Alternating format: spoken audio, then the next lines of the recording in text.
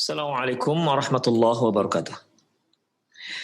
Innal hamdalillah nahmaduhu wa nasta'inuhu wa nastaghfiruh wa na'udzu billahi min shururi anfusina wa sayyiati a'malina.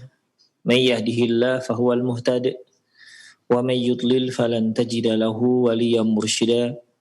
Asyhadu an la ilaha illallah wahdahu la syarika lah wa asyhadu anna Muhammadan 'abduhu wa rasuluhu alladzi la nabiyya ba'dah.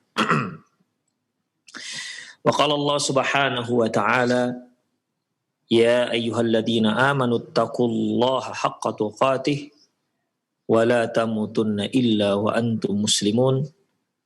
Wa qala 'azza man qala, ya ayyuhalladzina amanu taqullaha wa qulu qawlan sadida yuslih lakum a'malakum wa yaghfir lakum dhunubakum wa man yuti'illaha wa rasulahu faqad faza fawzan 'azima.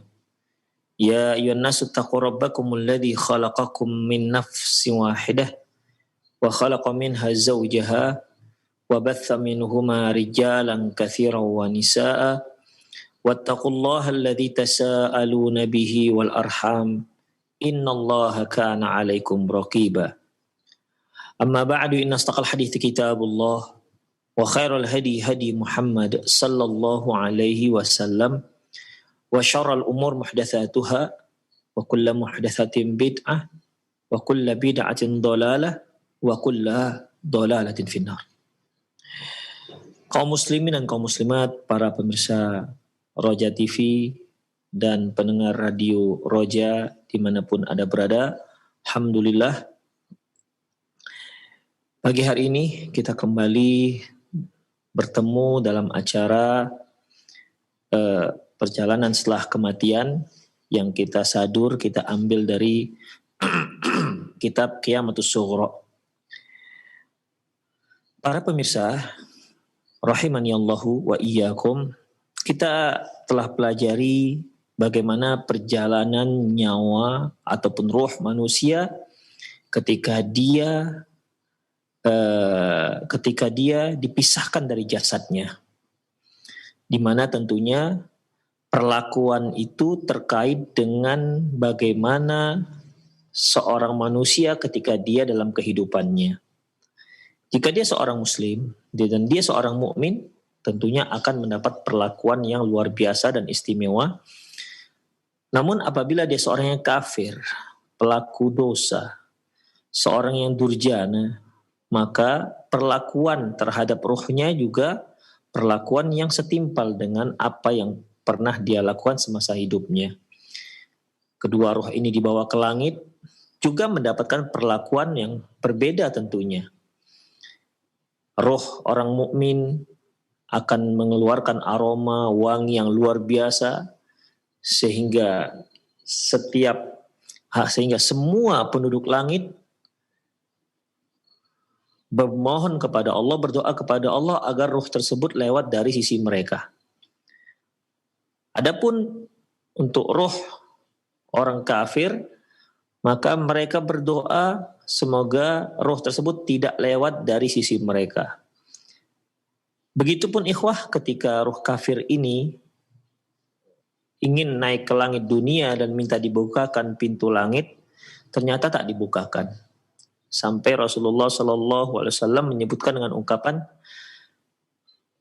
la tufat, sampai dia membacakan ayat ya, di mana ayat menyebutkan la tufattahu lahus samawat, tidak akan dibukakan untuk dia pintu langit ya, hatta yalijal jamalu fi sammil khiyat, sampai masuknya unta ke dalam jarum. La tufattahu lahum abwabus samai, tidak akan dibukakan untuknya pintu-pintu langit. Wala yadkhulul jannah, dan dia tidak akan masuk surga hatta yalijal jamalu fi sammil khiyat, sampai masuknya unta, sampai unta bisa masuk ke lubang jarum. Ini menunjukkan kemustahilan dia untuk masuk ke dalam surga dan untuk diberikan lewat dan dibukakan pintu untuk dia. Ini sudah kita bahas secara panjang lebar di kajian yang lalu. Kemudian ikhwah rahimanallah wa iyyakum, sebagaimana yang lalu juga ya, di mana akhir ending daripada kisah perjalanan roh manusia ke langit, endingnya yaitu roh ini dikembalikan ke jasadnya, ya. Dan tentunya jasad ini jasad yang mana? Ya zahirnya jasad, ikhwah. Apakah jasad yang dikubur? Bisa saja itu, ya. Hanya mungkin proses-proses berikutnya, datangnya malaikat disuruh dia duduk. Ini bagaimana? Allahu a'lam, kita tidak tahu. Karena ini sudah masuk alam barzakhiyah, ya tentunya jasadnya juga nanti seperti jasad barzakhiyah.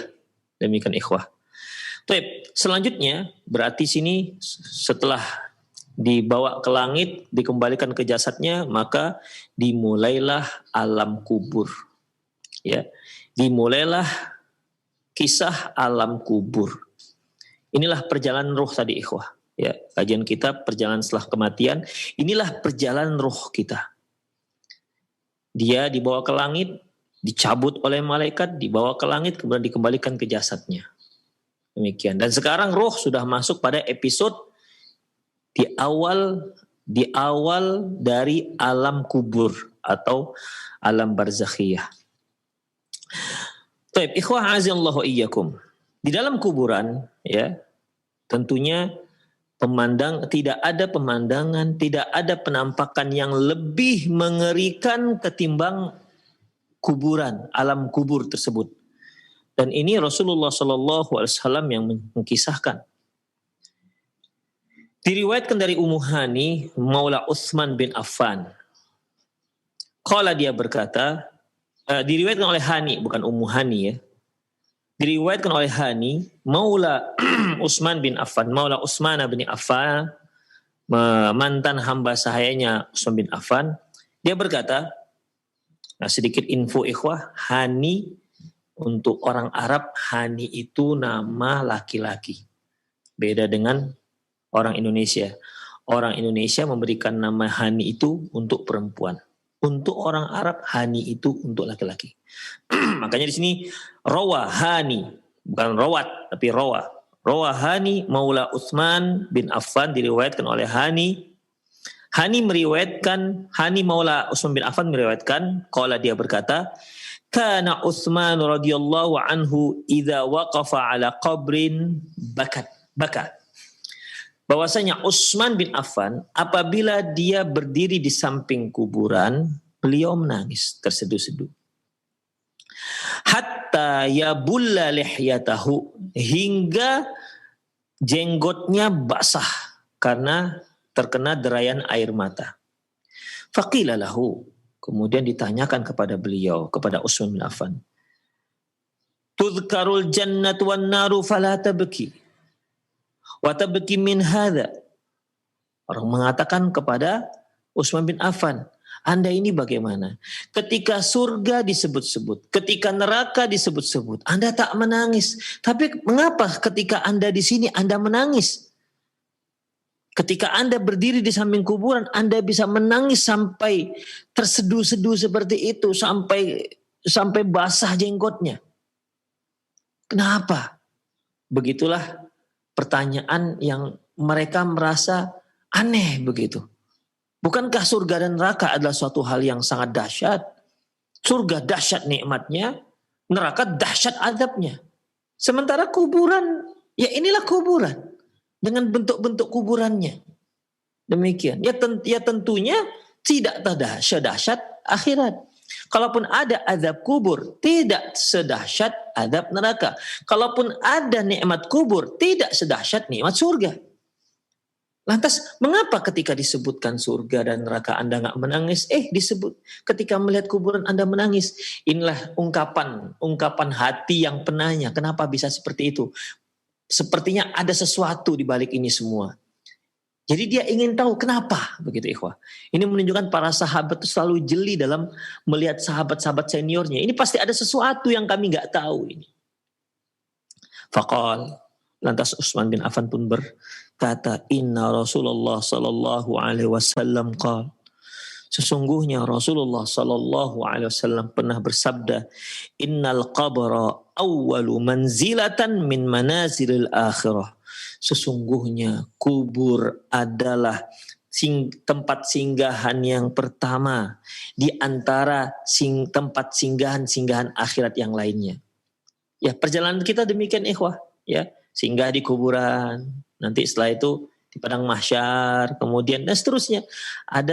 Ada tempat-tempat singgahan, dan kata beliau, sesungguhnya kuburan ini, alam kubur merupakan tempat persinggahan manusia yang pertama di antara tempat persinggahan akhirat yang lainnya. Fa in naja minhu, kalau dia berhasil selamat dari azab kubur, fama ba'dahu aisaru minhu. Setelah itu akan lebih mudah. Wa illam yanju minhu, namun kalau dia tak selamat dari azab kubur, tak selamat dari fitnah kubur, maka fama ba'dahu asyaddu minhu. Apa yang selanjutnya lebih dahsyat dan lebih mengerikan daripada kuburan. Demikian ikhwah. Jadi kalau seorang itu sudah masuk ke alam kubur, kemudian Masya Allah, karena nikmat Allah subhanahu wa ta'ala, Allah berikan dia nikmat kubur. Berarti itu merupakan awal dari kenikmatan yang adapun nikmat-nikmat berikutnya itu akan datang jauh dan jauh berlipat ganda lebih nikmat ketimbang alam nikmat kubur. Namun ingat, kata Utsman bin Affan, ini ikhwah, ini yang menjadi rahasia mengapa beliau menangis. Kalau ternyata dia kuburannya, alam kuburnya, tempat azabnya, la haula wala quwata illa billah. Azab yang menunggunya jauh lebih dahsyat dibandingkan azab kubur. Inilah mengapa Utsman bin Affan menangis ketika dia melihat kuburan. Inilah awal dari keberuntungan dan kerugian seorang hamba. Jika dia beruntung di sini, maka akan beruntung dan jauh lebih beruntung berikutnya. Namun ketika dia rugi di sini, ketika dia bermasalah di sini, maka masalah-masalah berikutnya akan jauh lebih berat. Demikian ikhwah rahimanallahu wa iyyakum. Jadi itulah mengapa Utsman bin Affan menangis terseduh-seduh ketika dia berada di kuburan. Makanya wajar ikhwah, Rasulullah katakan, kuntu nahaitukum an ziyaratul kubur ala fazuruha. Dahulu aku pernah melarang kalian ziarah kubur. Sekarang ziarahlah, fa innahu tudzakkirul akhirah. Karena ziarah kubur itu dapat mengingat hari akhirat. Tapi begitu pun ikhwah, tetap saja ya, ziarah kubur akan mengingatkan manusia hari akhirat, itu tak semua ternyata ikhwah. Hanya yang Allah berikan taufik ke hatinya, hanya mereka-mereka yang berhati lembut, ya. Mereka bisa mengambil pelajaran dari ziarah kubur. Kalau tidak ikhwah, la ilaha illallah. Dia datang ke kuburan, pulang sama seperti dia datang. Seolah kuburan itu suatu hal yang biasa, tidak ada di situ, tidak ada di sana pelajaran-pelajaran yang membuat kita harus berubah. Itulah yang namanya hidayah dan taufik dari Allah Subhanahu wa taala. Berapa orang yang ziarah kubur, dia ke sana hanya sebagai ungkapan rindu dia kepada famili ataupun orang yang dia cintai yang sedang di kuburan. Hanya itu. Tidak mengingatkan dirinya. Padahal tujuan daripada ziarah kubur untuk mengingatkan kita yang datang. Demikian. Bukan untuk melepas rindu di sana. Demikian ikhwah. Dia menangis di sana bukan dikarenakan mengingat bagaimana azab kubur yang dahsyat. Tapi dikarenakan mengingat kenangan dia bersama si mayit ketika dia masih di dunia. Menangislah dia di sana. Itulah akhirnya ikhwah, ziarah kubur tidak menjadi pengingat kita hari akhirat. Sangat disayangkan. Utsman bin Affan, seorang sahabat yang la ilaha illallah, luar biasa ikhwah, tetap hal itu bisa mengingat beliau. Ya, seharusnya kita sebagai seorang mukmin juga seperti itu. Dapat mengingat kita setiap kali kita ziarah kubur, dapat mengingatkan kita hari akhirat. Kita ambil pelajaran dari kuburan tersebut. Seorang pejabat, seorang terhormat, hartawan, ternyata begitulah nasibnya. tetap hartanya tinggal, dan tetap yang akan modal yang dia bawa adalah amalan soleh. Ikhwah rahimanallah wa iyyakum. Kemudian, apalagi kata Utsman bin Affan? Tadi beliau katakan bahwasanya jika selamat dia di kuburan ini, maka dia akan mendapatkan keselamatan yang luar biasa setelah itu. Namun kalau dia nggak selamat dari azab kubur, maka azab berikutnya akan lebih dahsyat. Lantas kata beliau, qala Rasulullah sallallahu alaihi wasallam. Ini juga sebab berikutnya, ikhwah, mengapa Utsman bin Affan menangis terseduh-seduh. Wa qala Rasulullah sallallahu alaihi wasallam, dan beliau sallallahu alaihi wasallam juga pernah mengatakan, ma ra'aitu mandaran qattun ilal qabr afza' minhu. Aku tidak pernah melihat penampakan yang lebih mengerikan selain daripada kuburan. Tidak ada pemandangan yang lebih mengerikan selain kuburan. Itulah yang digambarkan Rasulullah SAW kepada kita. Mungkin kalau pemirsa pernah melihat sesuatu yang mengerikan, mungkin tiba-tiba dia melihat jin dengan penampakan yang mengerikan, ya, yang terkadang membuat seorang manusia pingsan melihatnya, tidak sanggup, saking mengerikan. Sungguh alam kubur jauh lebih dahsyat dibandingkan itu semua, kata Rasulullah Sallallahu Alaihi Wasallam. Anda melihat apa yang pernah sangat membuat Anda mengerikan, maka azab kubur jauh lebih dahsyat dibandingkan itu semua. Para pemirsa rahimani Allah wa iyyakum, itulah dia, bahwasanya kuburan merupakan tempat yang sangat mengerikan. Ya, tempat yang sangat mengerikan. Hadis ini diriwayatkan oleh Imam At-Tirmidzi. Walamma kana ma ba'dal qabri aisaru minhu liman naja fa innal 'abdal mu'min idza ra'a fi qabrihi ma 'addallahu min na'im yaqulu rabbi ajil qiyamis sa'ah kay arji'u ila ahli wa mali. Karena azab kubur, ya, barang siapa yang mendapatkan azab kubur, barang siapa yang mendapatkan kebaikan di dalam kuburnya dan dia selamat dari ancaman azab kubur, maka yang setelahnya itu akan lebih mudah. Oleh karena itu seorang hamba apabila dia melihat apa yang Allah Subhanahu wa taala siapkan untuk dirinya, ya, nanti di surga, karena ikhwah nanti akan kita pelajari juga bahwasanya seorang hamba mukmin ketika dia setelah menjawab pertanyaan para malaikat mungkar dan nakir, kemudian dia didatangi oleh seorang yang sangat tampan dan rupawan dengan wangi yang luar biasa. Dia pun bertanya, kamu siapa? Dia menjawab, saya adalah amalan Anda.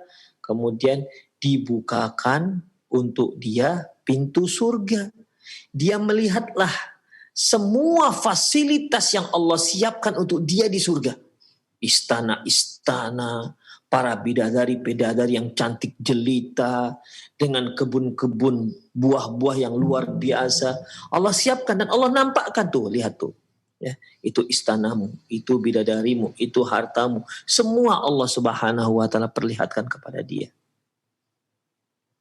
Oleh karena itu ikhwah rahimanallah wa iyyakum, si mukmin ini berdoa. Apa doanya? Rabbi ajlis sa'ah, ajli qiyamis sa'ah, ya Allah, segerakan hari kiamat ya Allah. Untuk apa? Apa fungsinya supaya disegerakan hari kiamat?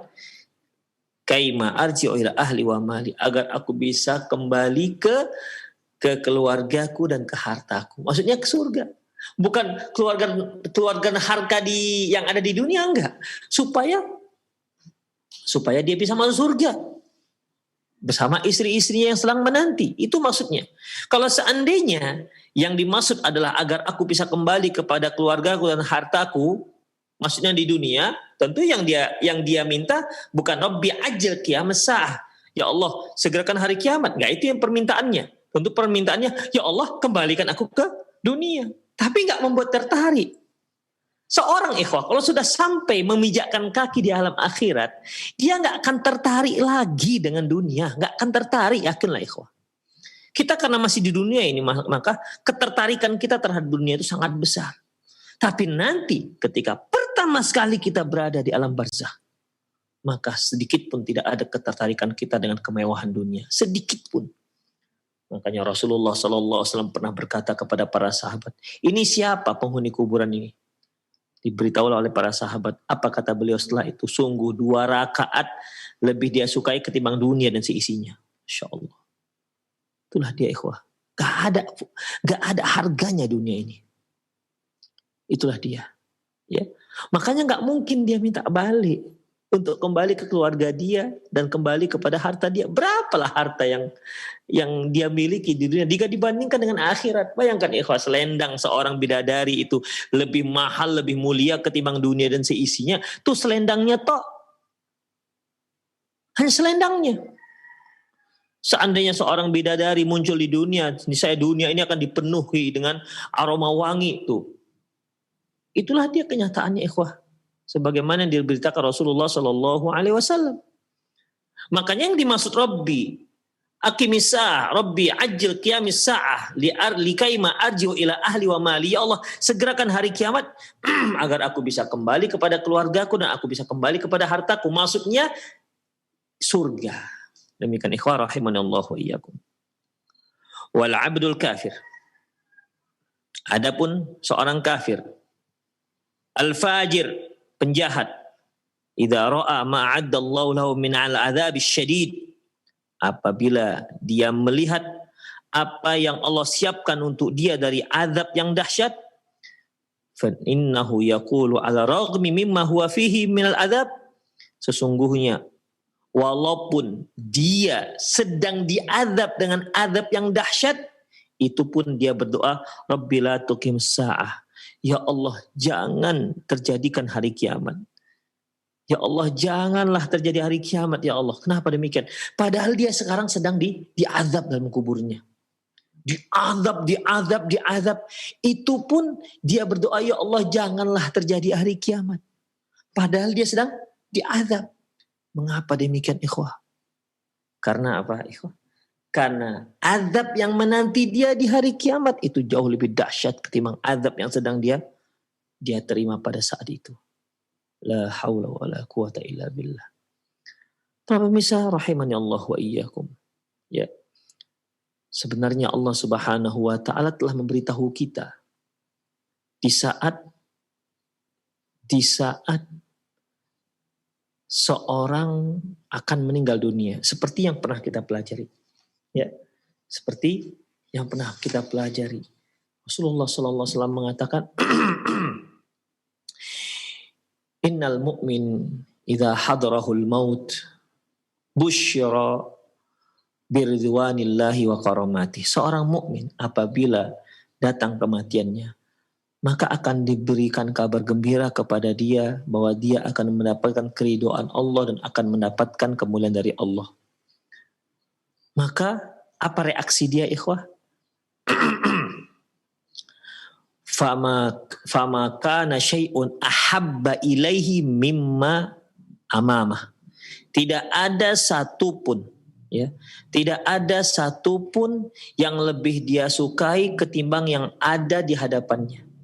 Ya, karena hadis ini, ikhwah rahimanallahu wa iyyakum, dasarnya kisah awalnya di mana Rasulullah berkata, Man ahabba liqa Allah ahabba liqa'ahu wa man kariha liqa Allah kariha liqa'ahu. Barang siapa yang mencintai, suka bertemu dengan Allah, maka Allah juga akan suka bertemu dengan dia. Namun barang siapa yang benci bertemu dengan Allah, Allah pun benci bertemu dengan dia. Aisyah radhiyallahu anha berkata, Ya Rasulullah, innala nakrahul maut. Ya Rasulullah, tapi kan kami itu tak suka kematian. Karena kalau bertemu dengan Allah, harus meninggal dulu, baru bertemu dengan Allah. Sekarang masalahnya, gimana mau bertemu dengan Allah, sementara kami gak suka dengan kematian. Bagaimana mungkin bisa bertemu dengan Allah, kepingin bertemu dengan Allah, kita gak suka kematian. Innala nakrahul maut. Sesungguhnya kami gak suka dengan kematian. Faqal, lantas Rasulullah sallallahu alaihi wasallam bersabda, "Laisa kadzalik, enggak seperti itu wahai Aisyah. Innal 'abda idza hadarahul maut." Seorang hamba apabila datang kematiannya, busyra biridwanillahi wa karamati, maka dia akan mendapatkan berita, dia akan diberi kabar gembira, dia akan digembirakan dengan apa? Dengan ridho Allah dan kemuliaan dari Allah Subhanahu wa taala. Makanya fama kana syai'un ahabba ilaihi mimma amamah. Oleh karena itu tidak ada yang paling dia sukai kecuali yang ada di depannya. Apa itu? Kematian. Itu dia ikhwah. Jadi suka dia mati. Kenapa? Dia sudah tahu ini. Ini kalau saya meninggal, saya akan mendapatkan ridho Allah. Saya akan mendapatkan kemuliaan dari Allah. Maka tidak ada satupun yang lebih dia sukai selain kematian itu. Fa'ahabba liqa Allah. Fa'ahabballah liqa'ahu. Maka dia pun cinta, suka bertemu dengan Allah, dan Allah pun suka dengan bertemu dengan dia. Wa innal kafir, adapun seorang yang kafir, ya.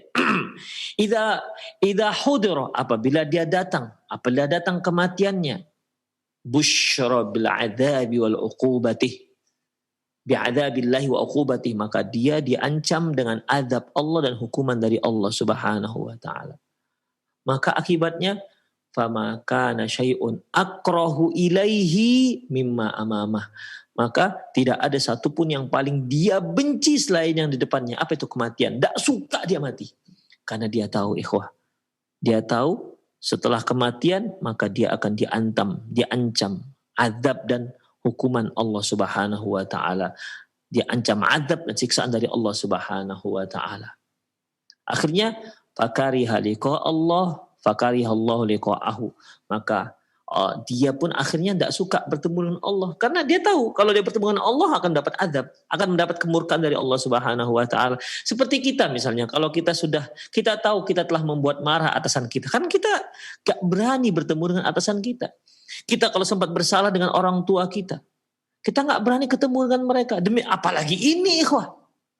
Ya, apalagi ini, yang marah itu yaitu Rabb Tuhan sealam semesta, pemilik dunia ini. Ikhwah, sedangkan orang tua kita marah kita nggak berani, apalagi Allah Subhanahu wa taala. Makanya ya, dia nggak berani bertemu dengan Allah. Fakari harika Allah, maka dia pun benci bertemu dengan Allah. Fakari Allah liqa'ahu, dan Allah pun benci bertemu dengan dia.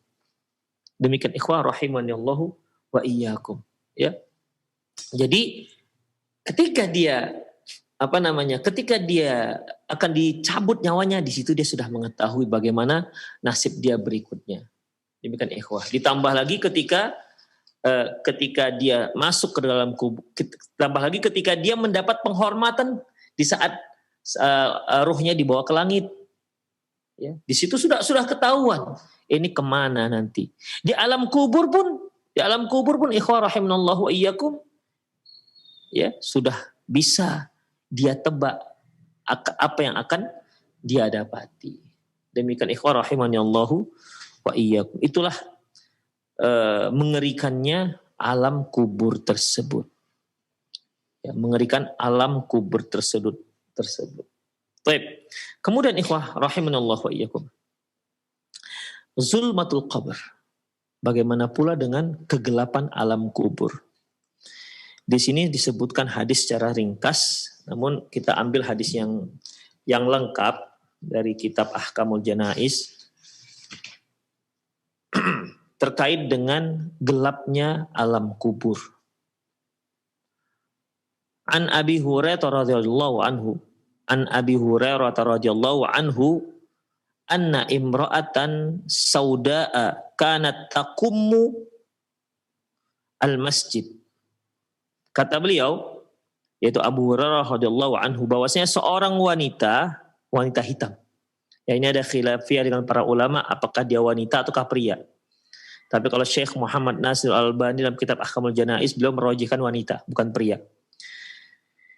Annamra'atan, bahwasanya seorang wanita sauda yang berkulit hitam, kana taqumul masjid, dia takumul dari kumamah, yaitu mengutip sampah-sampah yang ada di masjid. Ya, kalau kita katakan cleaning service lah ya kira-kira. Demikian. Dialah yang membersihkan masjid, dia ngutipin sampah-sampah masjid, dia ngutipin daun-daun, kayu-kayu yang ada di masjid. Famatat, wanita ini meninggal. Fafaqadaha Nabi sallallahu alaihi wasallam fasa'ala anha ba'da ayyamin.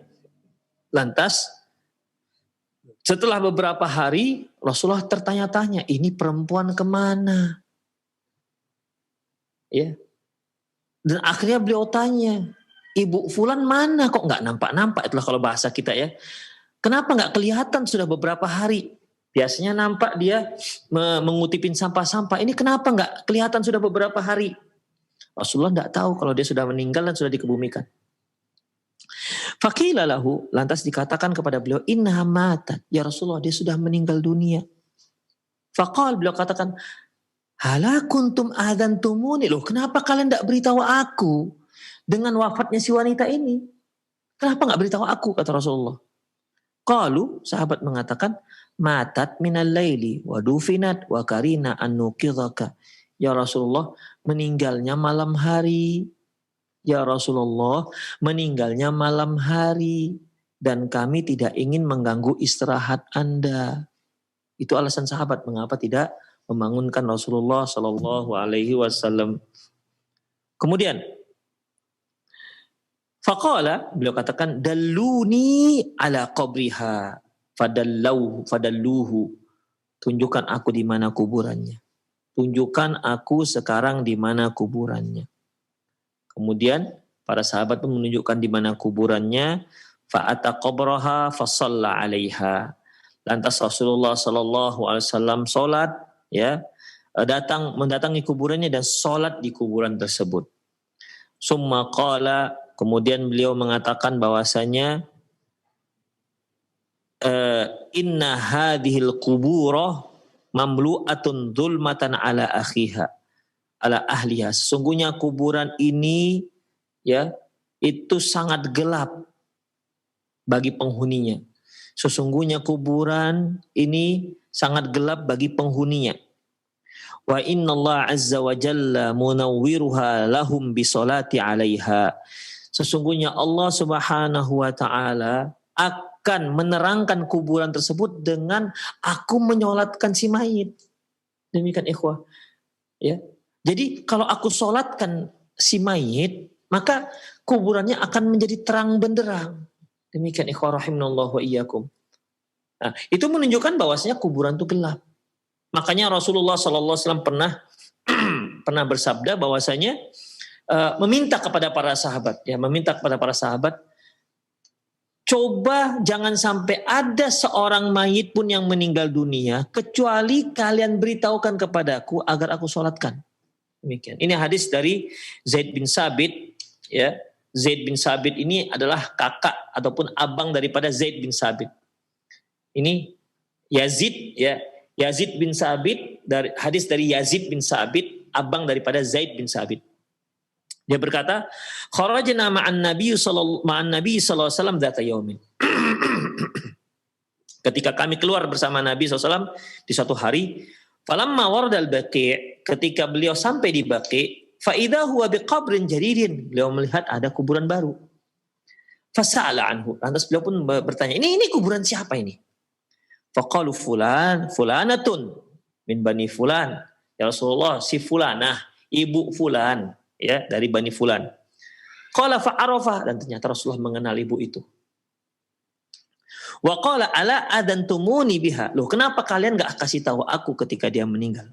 Qalu matat zuhron. Ya Rasulullah, beliau ibu itu meninggal pada waktu zuhur. Wa kunta qailan shaiman fakarina an nu'dhiyaka. Waktu itu Anda itu sedang berpuasa dan sedang istirahat, sedang tidur, dan kami tidak ingin mengganggu istirahat Anda. Qala fala taf'alu, lain kali jangan lakukan seperti itu. Kenapa? La a'rifanna, beritahu aku. Ya. Beritahukan aku padaku. Ma mata minkum mayyitun ma kuntu baina adhhurikum illa adantumuni bihi. Jangan sampai ada lagi mayat yang meninggal kecuali kalian harus beritahu aku. Agar aku salatkan, kata beliau. Kenapa? Fa inna salati alaihi rahmah. Karena salatku untuk mereka itu rahmat. rahmat akan turun untuk mereka. Kemudian summa ata qabra, kemudian datanglah beliau ke kuburannya, fasafafna khalfahu wa kabbaru ali arba'an, dan kami pun buat saf di belakang beliau dan beliau pun bertakbir 4 kali. Jadi di sini Rasulullah Shallallahu Alaihi Wasallam menyuruh agar jangan sampai ada seorang pun dari kalian yang meninggal kecuali kalian sudah beritahu aku. Demikian ikhwah. Mumpung aku masih hidup, mumpung aku ada bersama kalian, karena sholatku itu kepada si mayit dapat menurunkan rahmat dan dapat menerangkan kuburannya. Demikian ikhwah. Makanya ini ikhwah termasuk salah satu akhlak, salah satu kecintaan Rasulullah SAW kepada sahabat beliau. Luar biasa. Ya, para sahabat tidak ingin mengganggu beliau istirahat, tapi kata beliau, enggak bisa. Kalian bangunkan aku. Kalian tetap beritahukan aku walaupun aku sedang istirahat. Demikian ikhwah rahimanallah wa iyyakum. Ya. Ada satu hadis lagi ikhwah dari sebagian sahabat, anna Rasulullah kana ya'udu mardal masakin al-muslimin wa du'afaihim. Rasulullah itu punya kebiasaan menjenguk orang-orang sakit, ya, kalangan kaum muslimin, orang-orang miskin dan orang-orang du'afa. Wa yattabi'u janaizahum, beliau juga mengikuti jenazah mereka, wa yusalli alaihim ghairuh, dan wala yusalli alaihim ghairuh, dan tidak ada seorang pun di antara mereka yang menyolatkan selain beliau. Artinya beliaulah yang selalu menyolatkan jenazah tersebut, jenazah orang-orang miskin tersebut, jenazah orang-orang yang sakit yang meninggal tersebut. Wa anna imratan miskinatan min ahli al-awali tala saqamuhu, dan ada seorang wanita miskin, ya, seorang wanita miskin dari yang tinggal di pinggir kota Madinah, itu sudah lama sakit. Kemudian faqala Rasulullah sa'ala anha man hadaraha min jiraniha, dan Rasulullah selalu bertanya kepada jirannya yang datang ke masjid, bagaimana dengan ibu itu, gimana, apa kabar ibu itu, apa kabarnya, gimana sakitnya, demikian. Kemudian beliau pesankan, wa amarahum alla yadfinuha in hadatha ma hadatha fayusalli alaiha. Kata beliau, ini wasiat beliau, kalau dia meninggal maka beritahukan aku. Ya, beritahukan aku. Dan ternyata ikhwah rahimanallahu ikum, wanita itu meninggalnya pada malam hari. Rasulullah SAW sudah tidur. Dibawa nih wanita ini ke musola. Jadi pada zaman Rasulullah itu tempat sholat itu bukan di masjid.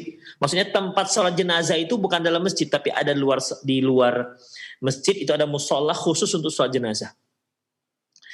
Karena ini merupakan pesan Rasulullah, kalau wanita itu meninggal dunia maka beritahu aku, biar aku sholatkan. Ternyata meninggalnya pada malam hari ikhwah.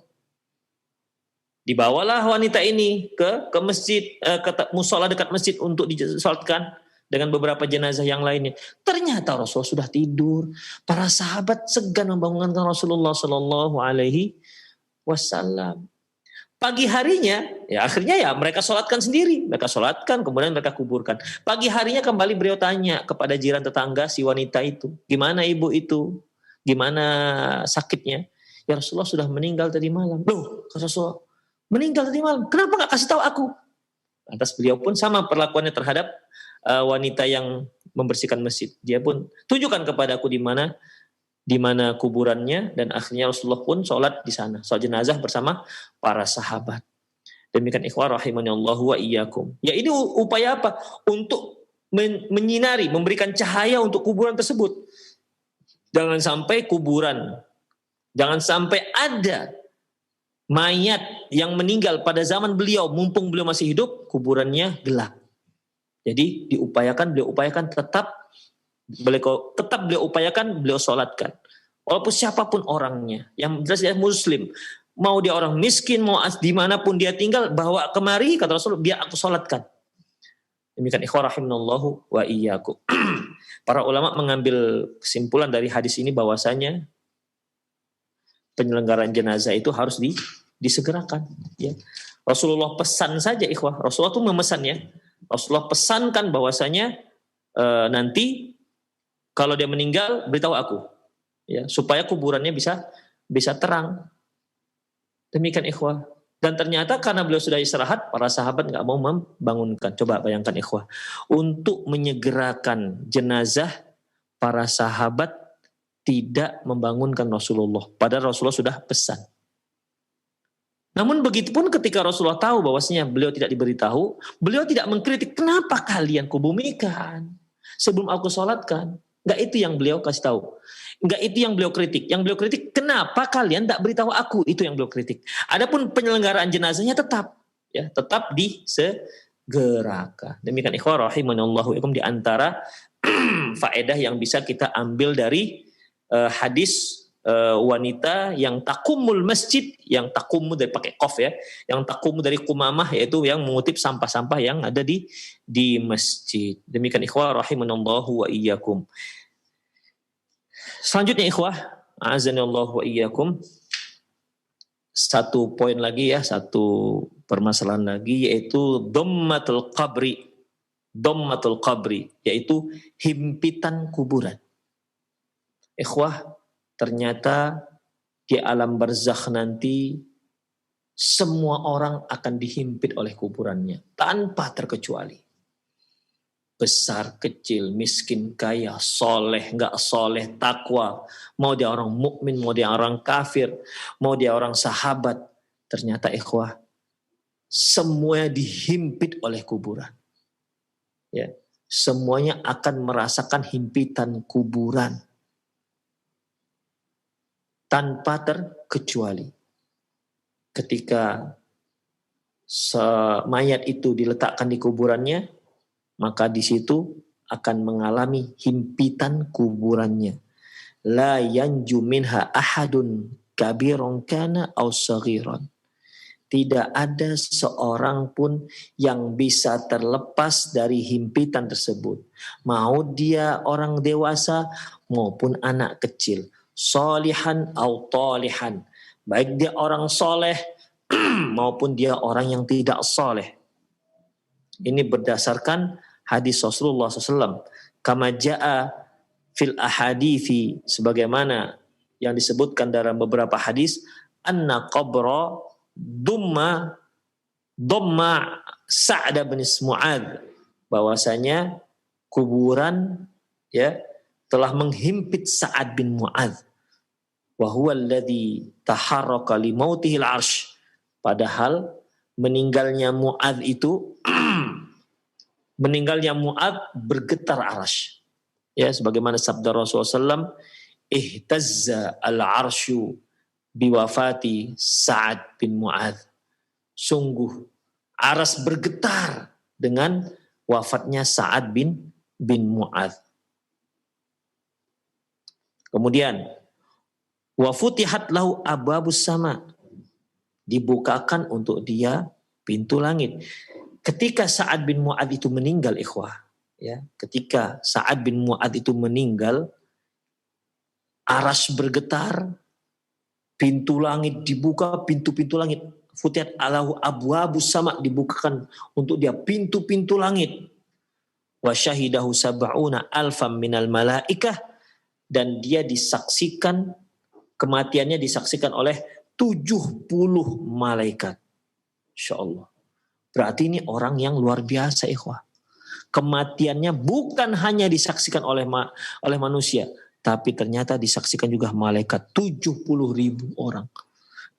Berarti jauh lebih banyak ketimbang manusia.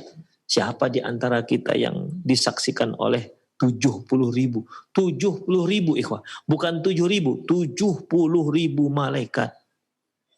Demikian. Ini berarti orang yang istimewa di sisi Allah Subhanahu wa taala. Namun begitu pun ternyata dia merasakan himpitan kuburan, himpitan alam barzakh. Lantas apakah itu sebuah azab? Lantas apakah ini tertanda bahwasanya Sa'ad bin Mu'adz akan mendapat azab dari Allah Subhanahu wa taala? Terus kalau orang yang level seperti ini mendapatkan azab, terus bagaimana dengan kita? Insyaallah akan kita bahas di kajian yang akan datang. Aku lu qouli hadza wastaghfirullah li wa lakum wa lisa'il muslimin innahu wal ghafurur rahim. Wa sallallahu ala nabiyina Muhammad wa ala alihi washabihi ajmain. Naam. Nah Ustaz, jazakallah khairan Ustaz, barakallahu fiik atas materi yang penuh dengan faedah yang telah antum sampaikan di kesempatan pagi hari ini dalam pembahasan Qiyamatus Sughra dan Ikhwatal Islam azanillahu ayyakum. Untuk berikutnya kami buka sesi interaktif soal jawab bagi Anda yang bertanya secara langsung. Untuk yang pertama kita angkat melalui telepon. Silakan. Ya, silakan. Untuk yang pertama kita angkat melalui telepon. Halo, Assalamualaikum warahmatullahi wabarakatuh. Waalaikumsalam warahmatullahi wabarakatuh. Dengan siapa Bapak dan berada di mana? Dengan hamba Allah di perjalanan Ustaz. Iya, silakan Bapak. Pertanyaannya bagaimana Bapak? Assalamualaikum Ustaz. Waalaikumsalam. Mau bertanya, jika ada seorang hamba yang diazab di kuburnya, apakah dengan azab kubur tersebut dia akan terkurang dosa-dosanya di dunia? Itu aja Ustaz. Nah, terima kasih Bapak pertanyaannya. Warahmatullahi wabarakatuh. Waalaikumsalam warahmatullahi wabarakatuh, dan kepada Ustaz kami persilakan untuk menjawab. Baik, Allahu alam bissawab. Allahu alam bissawab.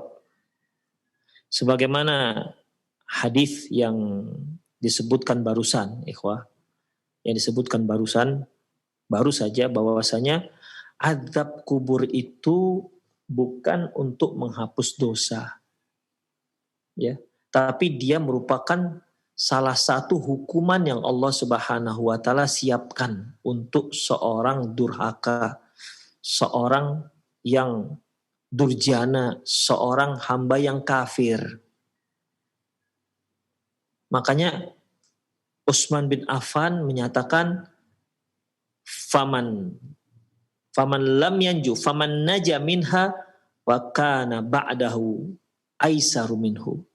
Barang siapa yang selamat dari azab kubur, yang setelahnya lebih mudah.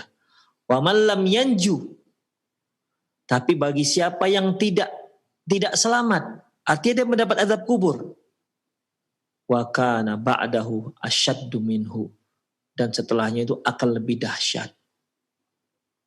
Ya, dan setelahnya akan menjadi lebih dahsyat.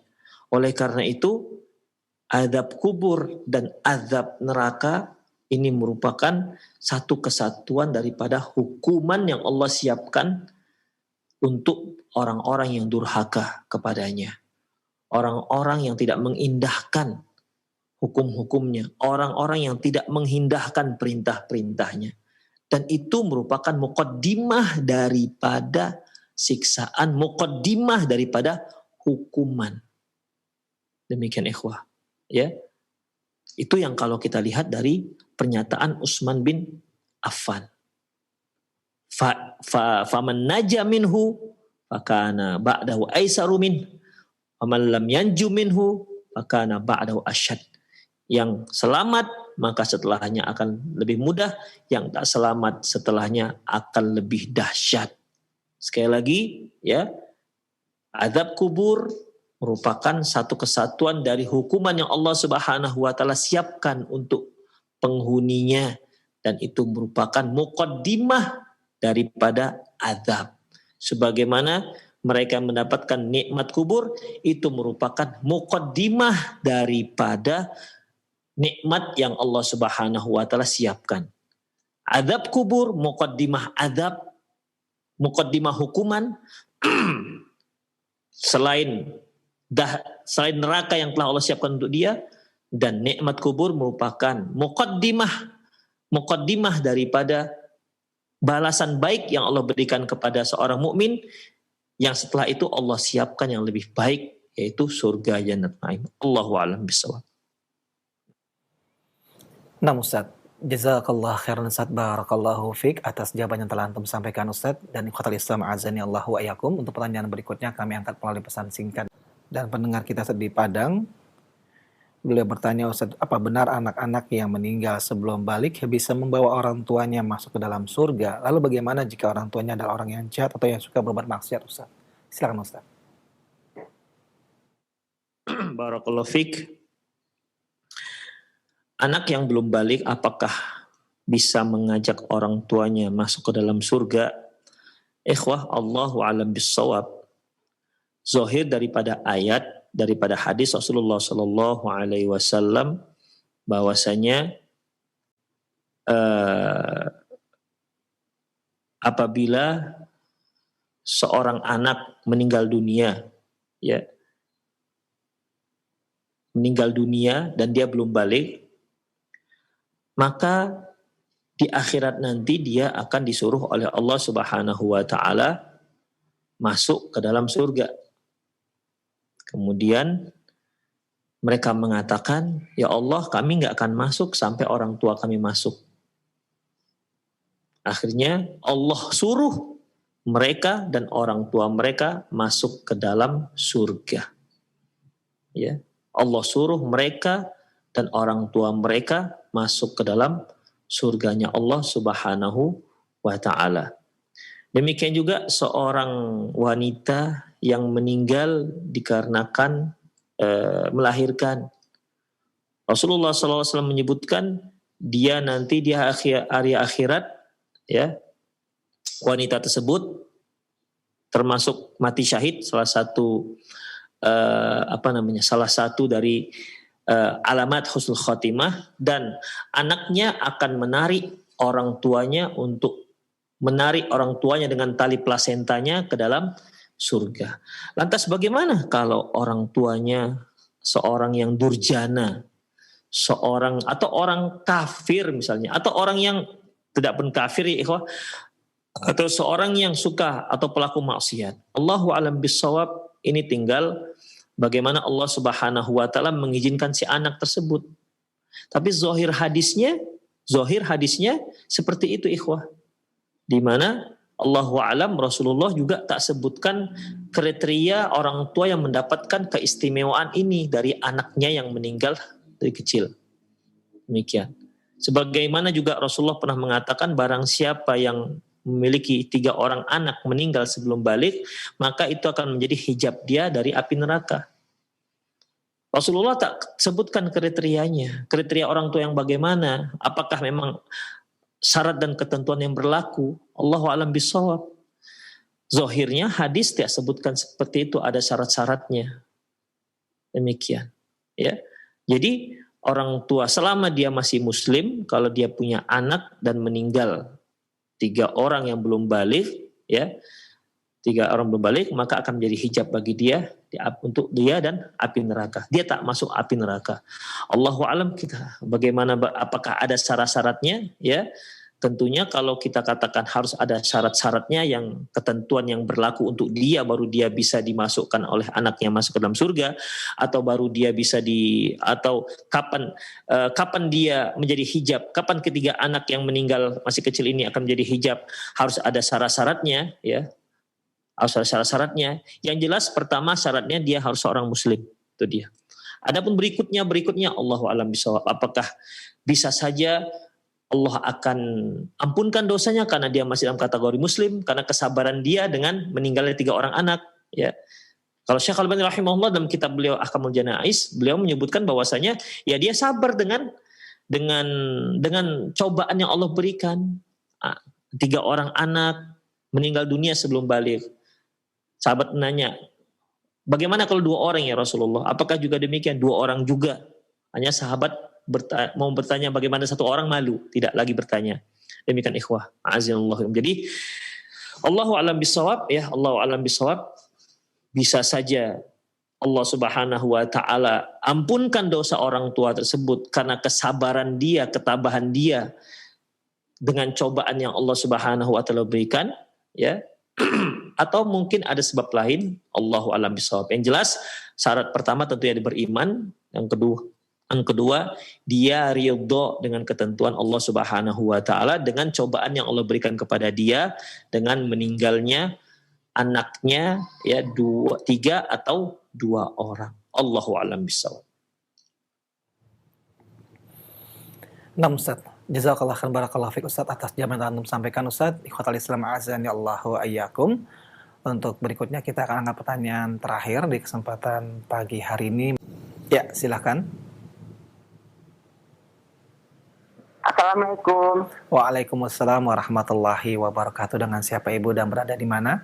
Ya, di hamba Allah di Sijunjung, Sumatera Barat. Baik Ibu, silakan pertanyaannya Ibu. Pak Ustadz. Assalamualaikum Pak Ustadz. Waalaikumsalam warahmatullahi wabarakatuh. Tadi Pak Ustadz menceritakan waktu zaman Nabi yang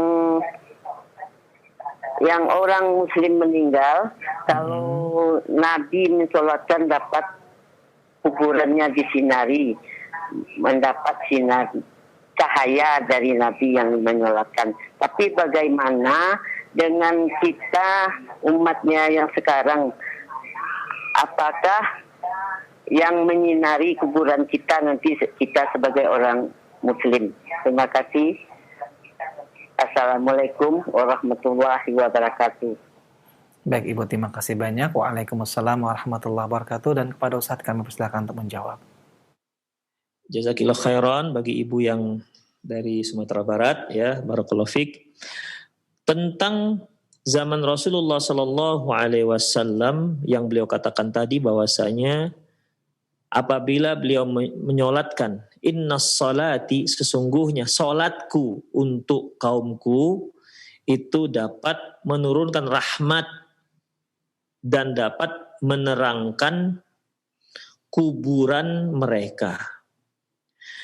Dalam masalah ini ikhwah, ya, kalau kita lihat hadisnya, tentunya Rasulullah Sallallahu Alaihi Wasallam di sini memastikan, ya, Rasulullah SAW di sini memastikan, dan tidak ada seorang pun di antara kita yang bisa memastikan hal itu, hal yang sama.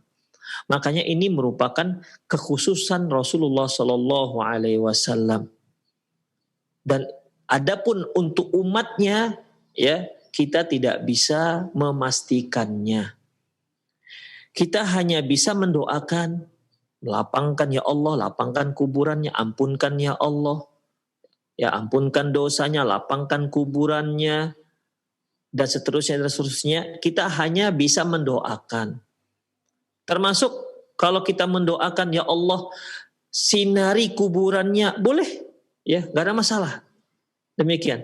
Ya, kebaikan-kebaikan yang kita doakan untuk si mayit semuanya, dari mulai minta ampun, dari minta dilapangkan kuburannya, dari minta disinari kuburannya, itu boleh kita doakan. Seluruh kaum muslimin silahkan mendoakan itu untuk si mayit, tapi tidak bisa memastikan. Demikian. Semoga dengan banyak yang mendoakan, ya, Allah kabulkan. Demikian. Dari mungkin ratusan orang yang datang yang mendoakan adalah yang dikabulkan oleh Allah Subhanahu wa taala dari mereka. Itulah yang bisa kita harapkan. Demikian. Adapun untuk zaman Rasulullah, ini khusus untuk Rasulullah Sallallahu Alaihi Wasallam.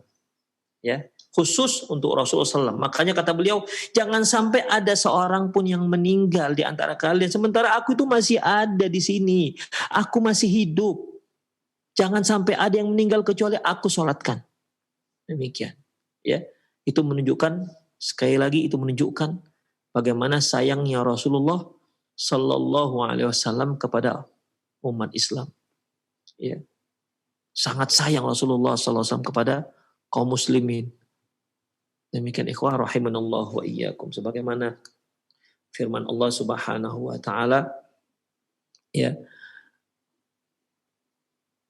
qad ja'akum rasulun min anfusikum, telah datang kepada kalian seorang rasul dari diri kalian, azizun 'alaihi ma anittum, sangat berat bagi beliau dengan apa yang membuat kalian susah. Segala perkara yang membuat kalian susah itu berat di hati beliau. Makanya beliau ada sebutkan, laula asyuka ala ummati la amartum bisiwakin inda kulli wudu. Seandainya enggak menyusahkan umatku, akan aku perintahkan mereka untuk bersiwak setiap kali wudu. Tapi karena beliau merasa nanti akan memberatkan umatnya, ya jadinya enggak diwajibkan.